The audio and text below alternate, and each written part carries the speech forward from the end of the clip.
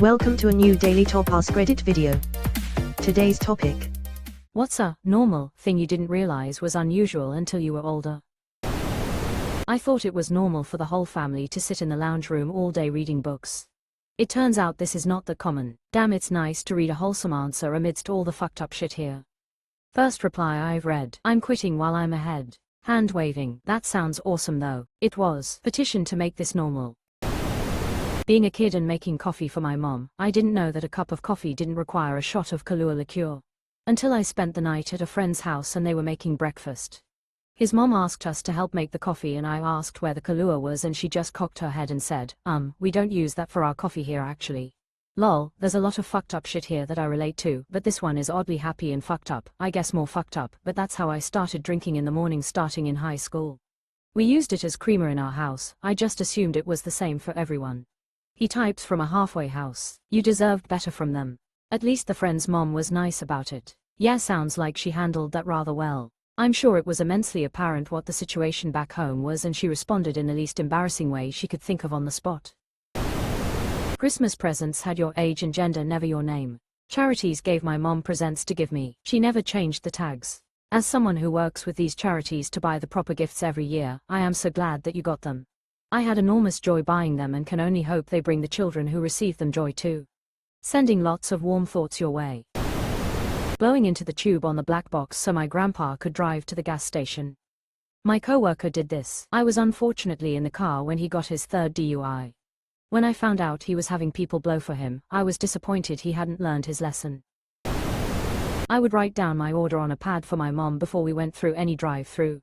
I thought everyone did that. My mom had a stroke before I was born and has a very hard time with short-term memory, so she couldn't just remember my order, she needed it written down. I didn't realize other kids didn't do this until high school. I do this because of situational anxiety I can't control. Will I be able to answer a simple question from a stranger today? Let's find out. Melting face. I got into trouble once because I was asked a question by someone and hesitated before answering. They took it as me lying. Sorry to disappoint you, but I just have horrible ADHD and, at the time, a bad stutter. Having a curfew as a kid, and any kind of enforcement. I was never told what to do, never reminded to brush my teeth, when to come home, nothing. Growing up and realizing your parents never gave a single fuck about you is definitely soul-crushing, ha ha ha.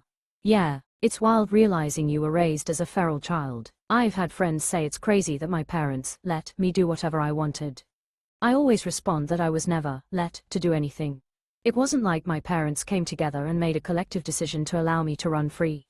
They just didn't pay attention or put forth any effort to do any parental duties.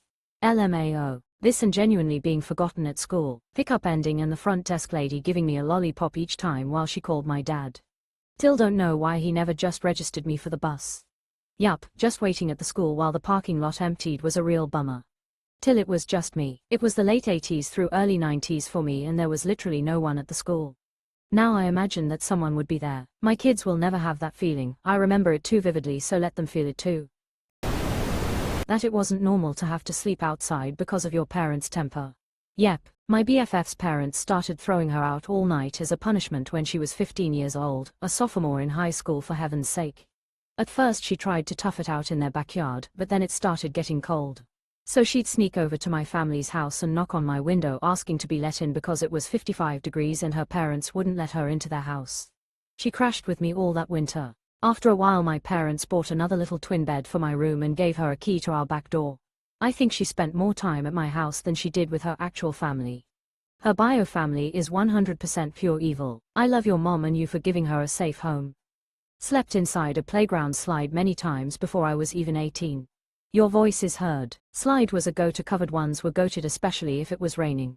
I've been with my husband for over a decade, but I am still grateful for him every time I do something like forget my keys or burn a meal or forget to pay a bill.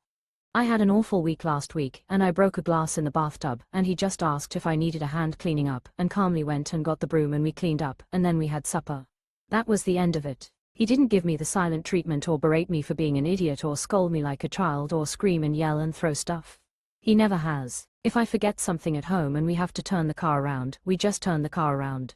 He'll tease me once in a while, but it's never mean. It's never held against me. It's never ever ammunition. It never makes me feel worthless. My dad, on the other hand, still gives my mom the silent treatment for days if she takes a wrong turn going somewhere. It's such a low bar, but my husband high jumps it every time. Growing up was much the same for me. And my husband is much like yours. No yelling, no anger, just quiet, gentle love. We have been together 10 years as of February this year. H is my best friend's sparkling heart. Thinking yelling was normal during disagreements. Then I saw healthy couples argue calmly and realized I grew up around chaos. Still working on that one, my mother still insists it's completely normal for families to have huge screaming rows where everyone's weakness and mistakes are used to assassinate their characters. I have a really healthy relationship with my boyfriend. We rarely argue, and when we do it's like 5 words, a frustrated sigh, then we change our behavior and hug each other. My mother cannot understand this. It's wild. She keeps waiting for the real us to come out, but it's been 5 years and we still manage to not abuse each other verbally. So same, but I thought everything was catastrophic. So when I moved out, I think if something a little more annoying than usual happened, example, your microwave oven breaks, the normal reaction was everyone just goes to their bed and cries alone all night. It didn't occur to me until I was around 30 that I could just go to bed, go buy another the next day, or whatever needed to be done, and not get completely emotionally exhausted and worked up and have the rest of my day ruined.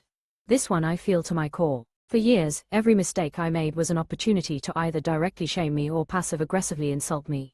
It made every mistake, even arguably tiny ones like dropping a plate or spilling food, seem catastrophic at a young age. When I got married, I put up with the same subtle abuse for years. Much of it contributed to my alcoholism. It wasn't until my now ex yelled at our 2-year-old for dropping a cup with a lid that I saw exactly what was happening. It wasn't long after that he finally said the insult that broke me, and I finally got out. Now, I make mistakes and shrug them off, even going so far as to almost flaunt them at work, to remind myself that many mistakes are by and large meaningless.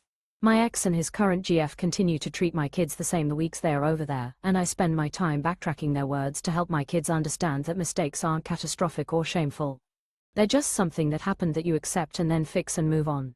You spilled milk. No big deal. You aren't clumsy or silly or distracted or uncaring. That's not the last milk you're getting because you spilled it. It's just something that happened. Grab a towel, wipe it up, get more milk. Not exactly normal versus not normal, but I remember going to my mum's office on the weekends when I was maybe 3 to 5 years old, and being so excited. We would get bagels and hot chocolate, and I got to play with all the office supplies and ancient DOS computers. It was the absolute best. I was 35 years old that I realized that we weren't going to my mum's office on the weekends for fun, we were going to my mum's office on the weekends because my mum had to work. Ouch, rip, mum, love ya. I was a teenager when I realized that getting to hang out with the chambermaids at the hotel was not a normal thing. It was because my mom had to work payroll and my dad was working his crazy ass schedule, 12 hours days, 7 on 1 off, 7 on 2 off, 7 on 4 off repeat. I especially liked the fancy ladies who would come on special nights with the crazy outfits of balloons, or feathers, or the lady with the parrots. Yeah, those were strippers. 80s traveling strippers.